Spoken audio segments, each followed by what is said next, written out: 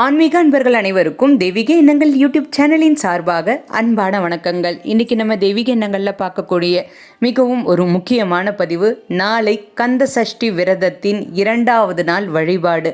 வறுமை நீங்குவதற்கு, தரித்திரம் நீங்குவதற்கு, குடும்பத்தில் கஷ்டங்கள் கடன் தொல்லைகள் நீங்குவதற்கு 2ஆம் நாள் வழிபாடு எப்படி செய்யணும், எத்தனை தீபம் ஏற்ற வேண்டும், என்ன நெய்வேத்தியம் வைக்க வேண்டும், முக்கியமாக என்ன பதிகம் நாளைக்கு சொல்ல வேண்டும், இதை பற்றி இந்த பதிவில் முழுமையான ஒரு விளக்கத்தோட செய்முறை விளக்கத்தோட செய்து காமிக்க போகிறேன். பதிவை தொடர்ந்து கடைசி வரைக்கும் பார்த்து பயன்பெறுங்கள்.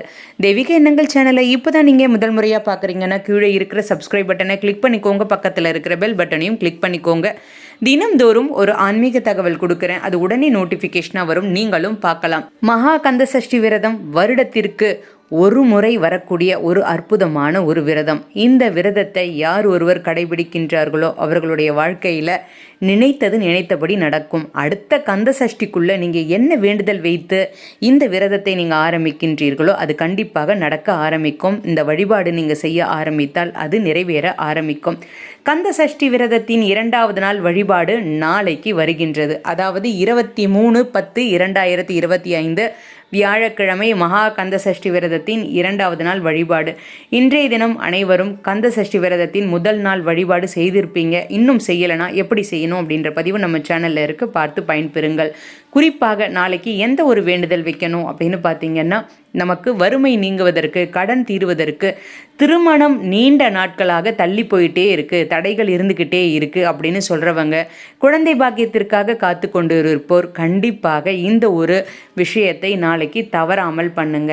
எல்லோருமே பண்ணலாம். எப்படி பூஜை பண்ணணும், என்ன பதிகம் நாளைக்கு படிக்கணும், என்ன நெய்வேத்தியம் வைக்கணும் அப்படின்றதையும் இந்த பதிவில் நம்ம பார்க்க போகிறோம். கந்த சஷ்டி விரதம் முருகப்பெருமானுக்கு உகந்த மிகவும் முக்கியமான விரதங்களில் ஒன்று.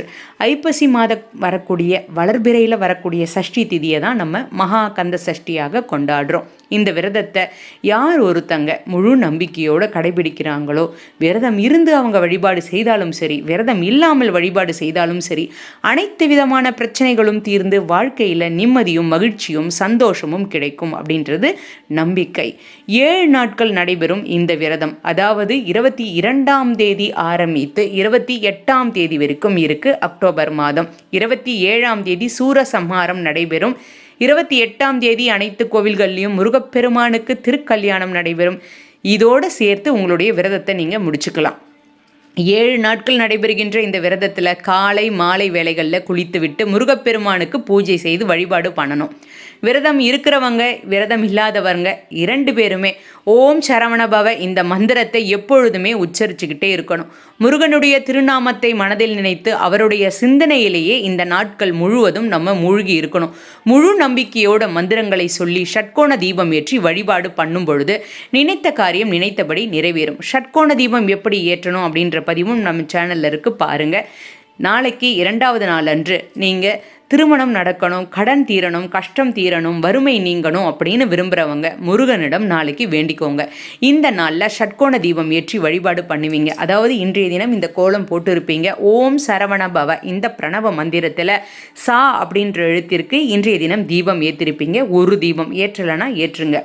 நாளைக்கு ரா இந்த எழுத்தில் ஒரு அகல் விளக்கு வைத்து தீபம் ஏற்றணும். அப்படின்னும் பொழுது நாளைக்கு அந்த எழுத்தில் மட்டும்தான் வைத்து ஏற்றணுமான்னு இல்லை. நாளைக்கு 2வது நாள் தீபம் நீங்கள் ஏற்றும் பொழுதும் சா என்ற எண்ணிற்கும் ரா அப்படின்னு 2 தீபமாக ஏற்றணும். 3வது நாள் எப்படி தீபம் ஏற்றணும்ன்றத நாளைக்கு பதிவுகளில் நான் உங்களுக்கு சொல்கிறேன். இந்த நாளில் ஷட்கோண தீபம் 2 தீபம் ஏற்றி வழிபாடு பண்ணும் பொழுது புண்ணியங்கள் அதிகமாக கிடைக்கும். நெய்யை பயன்படுத்தி 2 விளக்குகளை ஏற்றி வழிபாடு பண்ணுங்க. இதனால் வாழ்க்கையில் இருக்கக்கூடிய திருமண தடைகள் நீங்கும், வாழ்க்கை மகிழ்ச்சியாக இருக்கும். நெய்வேத்தியம் என்ன வைக்கணும் அப்படின்றத இப்பொழுது பார்த்துடலாம். விரதம் இருக்கிறவங்க சரி, இல்லாதவங்க சரி, முருகனுக்கு நெய்வேத்தியங்களாக நாளைக்கு வைக்கக்கூடியது என்னன்னு பார்த்தீங்கன்னா, பால் பழம் இது வைக்கலாம். எப்பொழுதும் நீங்கள் வைக்கிறது தான். பிரசாதம் நீங்கள் தவறாமல் வைக்கணும். அதாவது தேங்காய் சாதம் வைக்கலாம், பால் பாயாசம் நாளைக்கு வைக்கலாம். விரதத்தை நீங்கள் ஒரு வேளை மட்டும் உணவு உண்ணாமல் இருந்தாலும் சரி, இல்லைனா நான் வெறும் பால் பழம் மட்டும் தாம சாப்பிட்றேன் அப்படின்னாலும் சரி, நீங்கள் உங்களுடைய விரதத்தை சுவாமிக்கு வைக்கின்ற அந்த நெய்வேத்தியத்தை சாப்பிட்டு விட்டு நிறைவு செய்துக்கலாம். அதாவது அன்றைய நாள் விரதத்தை. தானம் கண்டிப்பாக செய்யணும். தினம்தோறும் தானம் செய்தால் நல்லது. தானங்கள்லேயே உயர்ந்த தானம் அன்னதானம். இதை தவறாமல் செய்யுங்க.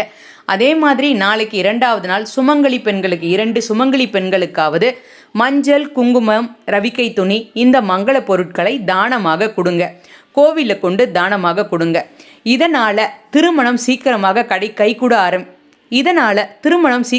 கைகூட ஆரம்பிக்கும். கணவன் மனைவிக்கிடையே சண்டைகள் இருந்தால் அதுவும் சரியாகும். குடும்பத்தில் மகிழ்ச்சி, நிம்மதி, சந்தோஷம் எப்பொழுதுமே இருக்கும். சுமங்கலி பெண்களுக்கு கொடுத்து அவர்களிடம் நீங்கள் ஆசீர்வாதம் வாங்கிக்கலாம். அதே மாதிரி நாளைக்கு நான் சொன்ன மாதிரி உங்களால் முடிந்தால் இந்த நெய்வேத்திய பொருட்களை வைங்க. இல்லைனா எலுமிச்சை சாதம் வைத்து வழிபாடு பண்ணுங்க. வீட்டில் முருகனுடைய விக்கிரகம் இருந்தால் தவறாமல் வழிபாடு பண்ணணும். வேல் வைத்திருந்தாலும் முருகனுடைய சிலை வைத்திருந்தாலும் பால், பன்னீர், தேன் உங்களால் எந்த ஒரு அபிஷேக பொருளை கொண்டு அபிஷேகம் பண்ண முடியுதோ தவறாமல் பண்ணணுங்க. திருப்புகழ் பாராயணம் பண்ணலாங்க. விரல் மாறணைந்து மலர்வாளி அப்படின்ற ஆரம்பிக்கின்ற திருப்புகழும் நீங்கள் பண்ணலாம். அடுத்தது முருகப்பெருமானுடைய நாமங்களை சொல்லி வழிபாடு பண்ணுங்க. ஓம் சரவண பவ. கந்தசஷ்டி கவசம் தினம்தோறும் வீட்டில் ஒலிக்கணும். வேல் மாறல் ஒலிக்கணும். கந்தர் அனுபூதி, கந்தகுரு கவசம் இந்த மாதிரி முருகப்பெருமானுக்கு உரிய நாமங்களை சொல்லி வழிபாடு பண்ணுங்க. அடுத்தது முருகனுடைய பதிகங்கள் தினம்தோறும் யார் ஒருத்தங்க படிக்கிறாங்களோ முருகனுடைய அருள் எப்பொழுதும் அவர்களுக்கு துணையாக இருக்கும். இந்த சஷ்டி நாளில் இல்லை, எப்பொழுதுமே மனசில் தைரியமும் தன்னம்பிக்கையும் கிடைக்கும். விரதம் இருப்பவர்களும் வழிபடுபவர்களும் இந்த பாடலை பாடி வழிபாடு பண்ணுங்க. விரதம் இல்லாதவர்களும் இந்த பாடலை பாடி வழிபாடு பண்ணுங்க. நாளைக்கே முக்கியமாக முருகன் கோவிலுக்கு போயிட்டு வாங்க. அதாவது இந்த 7 நாட்களும் முருகன் கோவிலுக்கு போகணும். முதல் நாள், 2வது நாள், 3வது நாள் தொடர்ந்து 7 நாட்களும் முருகன் கோவிலுக்கு சென்று இந்த வழிபாட்டு முறையை பண்ணுங்க. முருகருக்கு செவ்வரளி மாலை கட்டி போடுங்க. வாசனையான மல்லிகை மலர்கள் வைங்க. செம்பருத்தி வைங்க. உங்ககிட்ட எந்த மலர் இருக்கோ அதை வைத்து வழிபாடு பண்ணுங்க. நெய்வேத்தியம் எதுவுமே பண்ண முடியலம்மா, நாங்கள் வேலைக்கு போகிறோன்னு சொல்கிறவங்க வெத்தலை பாக்கு, பழம் இல்லைனா ஒரு பால் ஊற்றி வைத்து அதில் சிறிதளவு சர்க்கரையோ வெல்லமோ போட்டு முருகப்பெருமானிடம் வைத்து மனதார பிரார்த்தனை பண்ணிக்கோங்க. அதாவது கந்தசஷ்டி விரதம் ரொம்ப கடுமையான விரதம், இப்படி விரதம் இருக்கணும் அப்படின்லாம் நிறைய பேர் கமெண்ட்டில் கேட்குறீங்க. அம்மா நாங்கள் எப்படி விரதம் இருக்கிறதுனே தெரியல, நாங்கள் ஒரு வேளை சாப்பிடலாமா 2 வேளை சாப்பிடலாமா? அப்படியெல்லாம் முருகப்பெருமான் நம்மளை பட்டினி இருந்து நம்மளை வருத்தி விரதம் இருக்கணும்னு சொல்லவே இல்லை, நம்மளாக ஏற்படுத்தினதான். அதாவது நமக்கு என்ன முடியுமோ அந்த விரத முறையை நம்ம மேற்கொள்ளலாம். பால், பழமோ இல்லைனா விரதம் இல்லாமல் கூட நீங்கள் வழிபாடு பண்ணுங்கள். நம்முடைய மன தூய்மை அப்படின்றது ரொம்ப ரொம்ப முக்கியம். சூரசம்ஹாரத்தினுடைய ஒரு முழு பொருள் என்ன அப்படின்னா, அசுரனை முருகப்பெருமான் அழித்தார் அப்படின்றது எல்லோருக்கும் தெரியும் சூரசம்ஹார தினத்தன்று. அதே மாதிரி நம்ம கிட்ட இருக்கின்ற அந்த தீய எண்ணங்கள், அழுக்குகள், நம்ம உடம்புல இருக்கின்ற தேவையில்லாத கழிவுகள் இது எல்லாமே விரதம் இருப்பதன் மூலமாக வெளியேறிவிடும். அதே மாதிரி நம்முடைய எண்ணம் தூய்மையாகும். முருகப்பெருமான் மேலே தீவிர பக்தி நம்ம இந்த 7 நாட்களும் வைத்திருக்கும் பொழுது நமக்குள்ள நேர்மறை ஆற்றல்கள் அதிகரிக்கும். இதன் மூலமாக நமக்கு முருகப்பெருமானுடைய அருளோடு துணையோடு எல்லாமே நல்லதாக நடக்க ஆரம்பிக்கும். நம்பிக்கையோடு வழிபாட்டு முறையை பண்ணுங்க. ஓம் சரவணபவ இந்த நாமத்தை கமெண்ட்டில் டைப் பண்ணுங்கள். முருகப்பெருமானுடைய ஆசீர்வாதம் உங்கள் குடும்பத்திற்கே பரிபூரணமாக கிடைக்கும். வாழ்க வளமுடன். இன்றைக்கி நான் கொடுத்த இந்த பதிவு உங்களுக்கு பயனளிக்கக்கூடியதாக இருக்கும்னு நான் நினைக்கிறேன். இந்த வீடியோ பிடிச்சிருந்தால் லைக் பண்ணிக்கோங்க. உங்களுடைய நண்பர்களுக்கும் உறவினர்களுக்கும் ஷேர் பண்ணுங்கள். தெய்வீக எண்ணங்களில் இதே மாதிரி நிறைய ஆன்மீக தகவல்கள்லாம் இருக்குது, தவறாமல் பாருங்கள். இன்னும் நீங்கள் தெய்வீக எண்ணங்கள் சேனலை சப்ஸ்கிரைப் பண்ணாமல் இருக்கீங்கன்னா கீழே சப்ஸ்கிரைப் பட்டன் இருக்குது, சப்ஸ்கிரைப் பண்ணிக்கோங்க. பக்கத்துலேயே பெல் பட்டன் இருக்குது. தினமும் நான் கொடுக்கக்கூடிய ஆன்மீக தகவல் உடனே நோட்டிஃபிகேஷன் வரும், நீங்களும் பார்க்கலாம். மீண்டும் நாளை ஒரு நல்ல ஆன்மீக தகவலோடு நான் உங்களை சந்திக்கின்றேன். நன்றி, வணக்கம்.